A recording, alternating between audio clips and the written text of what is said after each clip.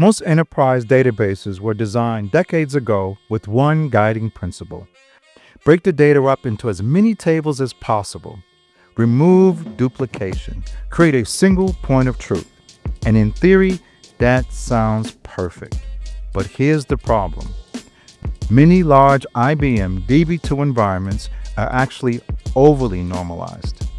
And that design decision made years ago can create massive performance issues, complexity, and modernization problems today, especially when companies are trying to move their systems to the cloud or even create hybrid clouds.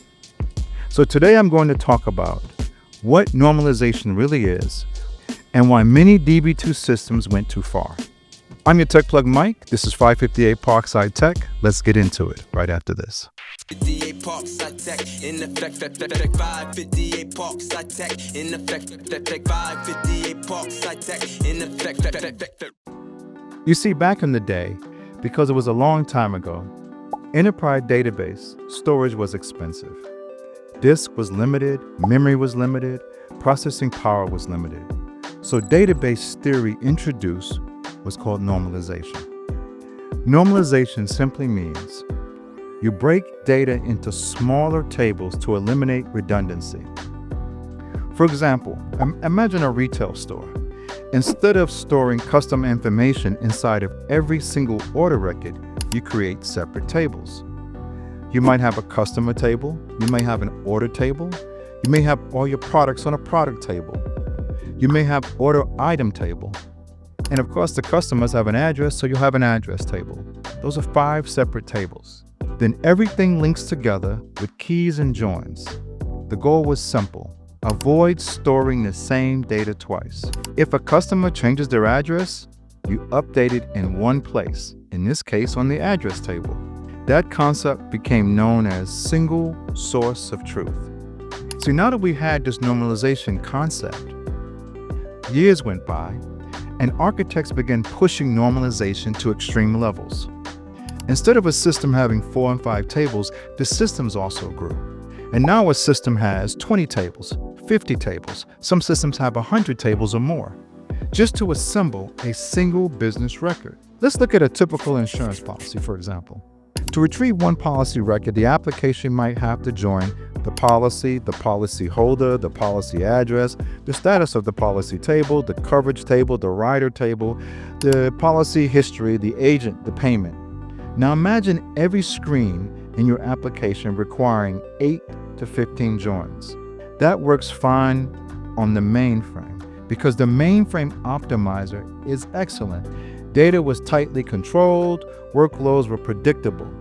But that same design becomes very painful when the system evolves. So now imagine when that same enterprise company tries to attempt modernization. The problem shows up quickly. For example, the developers may try to move the system to Java or to microservices, but the application logic still requires 10 table joins for one request. Now the system becomes slow, complex, and most importantly, hard to scale. Another issue is data access patterns. Modern applications want complete objects. A mobile API might want customer, policy, claims, and payment history all in one response. But in an over-normalized database, retrieving that information requires multiple joins, multiple queries, complex transactions, instead of a simple read. So architecture begins fighting the application.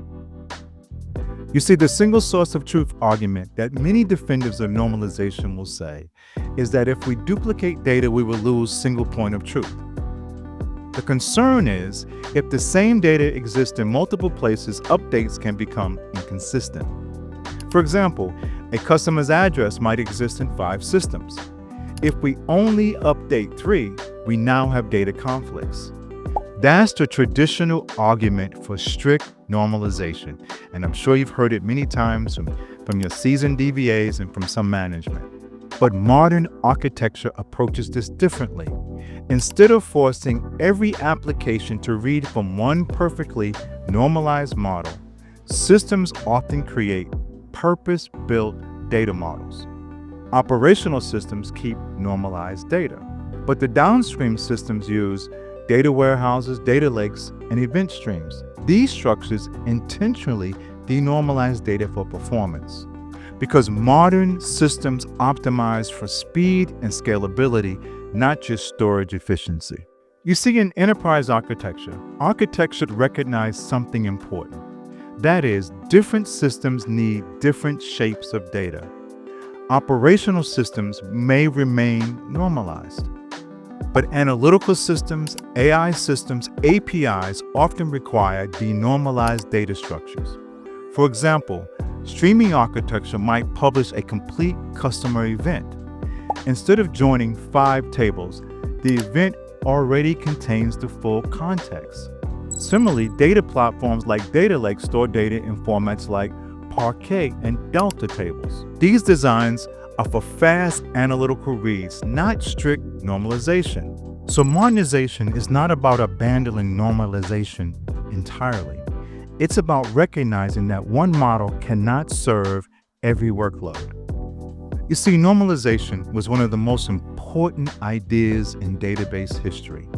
It protected data integrity, it reduced redundancy, it helped enterprises build reliable systems. But many legacy DB2 environments push normalization too far. One size fits all. But when these systems attempt to modernize, the architecture begins to struggle. The real lesson in this is that modern data architecture requires balance. Normalization for integrity, but denormalization for performance. And the intelligent data model designs for workloads they actually serve. Because modernization is not just moving systems or moving platforms. It's about rethinking the architecture behind them. If you're interested in understanding more about enterprise AI and data architecture and modernizing legacy systems, please subscribe to the channel and in the notification bell, because in this series we'll break down how enterprise technology actually works behind the scenes and why decisions made decades ago still shape our current systems we run. As I always say, be better than your best excuse and continue to learn tech, especially in this space as AI is moving rapidly. As well as I keep saying, be good to yourself. And more importantly, be good to others. I'm your Tech Plug Mike, and that's all I got. 558 Parkside Tech in effect. 558 Parkside Tech in effect. 558 Parkside Tech in effect.